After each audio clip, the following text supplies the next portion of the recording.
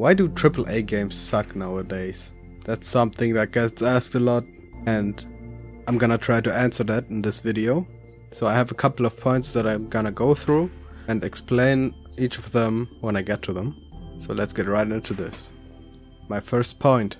Games cost too much. And I don't mean the retail price. I mean the cost that developers have when making a game. These games have budgets the same size as Hollywood movies. Hundreds of millions of dollars. That's the reason why these AAA games are so big and expansive and can use the newest technology to its fullest potential. But that also means that the people who provide the money, which most of the time the developers don't fund the projects themselves, the investors get a say in what happens and what things get put in the game. And depending on how much the developer depends on the investor, they can have a lot of influence. They try to be as safe as possible when making a game. That leads to unoriginal games, because instead of trying something new and innovating, they're kind of forced to just do what worked before. So that's why you see a lot of third-person, story-driven games by these AAA studios.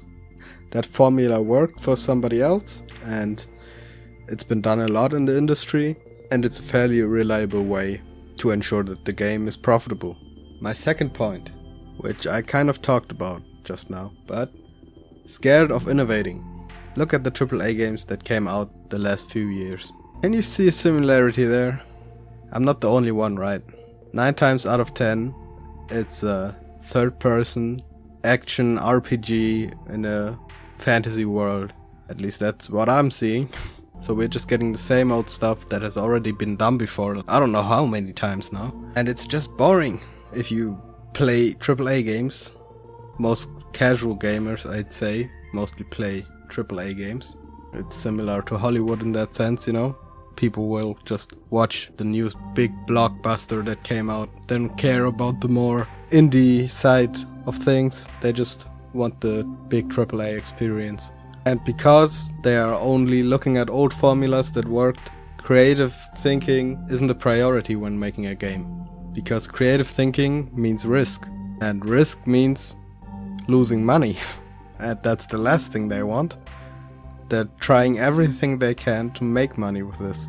So yeah, I'd say back in the day what made gaming so fun was the creativity and the freedom that developers had, you know. If they just had a cool concept, they could turn that into a game, and that's how we get new genres, and that's how the industry as a whole just evolves. Because if you just keep doing the same shit over and over again, then you're just stagnant, which we can see by the last couple of years in gaming. My third point, monetization. I mean, most of you know what I mean by that. Loot boxes and in-game currency, which were more of a thing a couple of years ago. Now not so much. Now it's mostly like in multiplayer games. And no, those weren't too bad. The games themselves weren't really designed after them. They were more like an afterthought most of the time, where it's just, oh, okay, they can pay for some cool extra content like a skin or something. That didn't harm the game. You could do it if you wanted to, but if you didn't want to, you could just ignore it. That over time evolved into live service games. And holy shit, live service games. Nobody wants that. And I mean, why? If you look at it, we had live service games since online gaming existed. World of Warcraft, for example. So we know it can work, and it's not fundamentally a bad thing. Nowadays it's a bad thing because it's only done for the sake of money. For a game like World of Warcraft, live service was kind of necessary, you know? You have your big online community and basically only play the game online. Every couple of months or every year, I don't know how often they released an expansion, but there was an expansion, you know, a reason to keep playing. If we look at Avengers and Suicide Squad, that's not the case. Those games were single player and co-op games that were formed into a live service game later on, because they had to make money. These games are so expensive that studios don't make a profit off of them anymore if they don't monetize them in such a scummy way. Because these games have such huge budgets, there's no way they could ever get enough money in, even if there were like millions of people buying the game. You know what I mean? So instead, they try to get a smaller amount of people that pay constantly over time. Because realistically, how will you make money if your game costs $150 million? The answer is, you either make a fucking masterpiece which everyone has to buy, or you don't take $150 million for one game. For example, just split that over 3 games. Each game 50 million. That is still a lot of money, and more than enough to make a great game. But I'll get to that point later on. Before I get to that, I wanted to talk about point 4. Hollywood syndrome. Most of these AAA games nowadays are treated like movies. Look at the way they're presented and what they're about. Most of these games could be Hollywood blockbusters if they were turned into live action. Thing with that is though, Hollywood movies are 2 to 3 hours long. AAA games are like at least 30 hours long.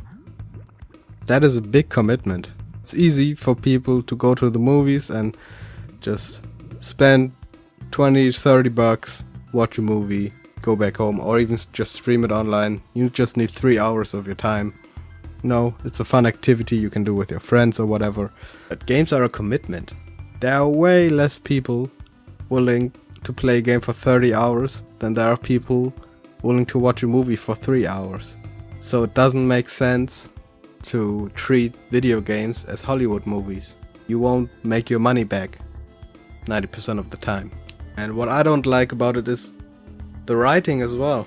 There's so many AAA games that have the same writers as Hollywood movies, because in America, where a lot of the AAA studios are, there is a finite amount of writers, and there are a lot of writers who work on movies that work on video games as well, which just leads to everything you consume feeling samey and feeling like you've watched it before or seen it before. That's so fucking boring. I love God of War, you know, and I love God of War Ragnarok too. I haven't played it that much yet, but I'm getting to it. That game is supposed to be about gods and fucking mythology, but the dialogue sounds like some fucking Marvel movie at times, man. You can't treat the games the same as a movie. And I think a writer for movies isn't necessarily qualified for games.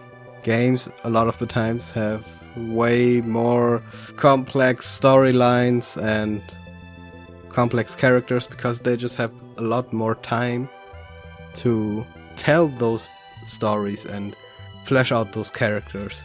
And if you just take a 3-hour movie and stretch it over a 30-hour video game, that just comes with all kinds of pacing issues and makes the game feel stretched out and boring.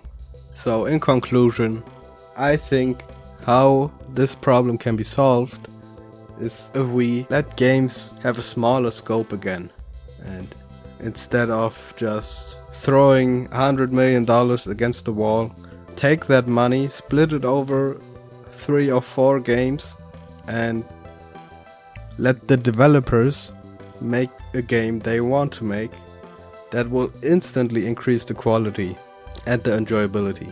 Because since most players don't even finish the game anyway, why would you take so much time and effort to create side content that no one wants?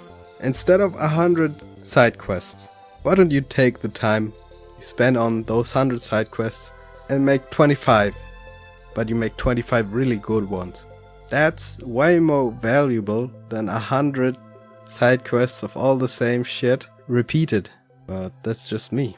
I might sound like an old man now, but I think the prime of gaming was during the PS2 era, that generation of gaming I mean. It had a much higher output of games, and the era in general was more memorable. Yes, we also had a bunch of more shit, but you know, that's what happens when you have more content. You also have more shit, but you also have more good content, and at that time games weren't so expensive to make, so developers had freedom making whatever they want, and that's where a lot of these classic franchises that are still going today started, you know. So yeah, that's my solution to the problem. Let me know what you think, and if I missed anything in this video that I should have talked about. By the way, if you're still here, I just uploaded a Skyrim potion only challenge video. It took me a month to make, and I'd really appreciate if you could check that out. It's 40 minutes long, but it has the same amount of effort that I put in every other video, and I'd like to know what you think of it. So yeah, thank you for watching, and I'll see you in the next one.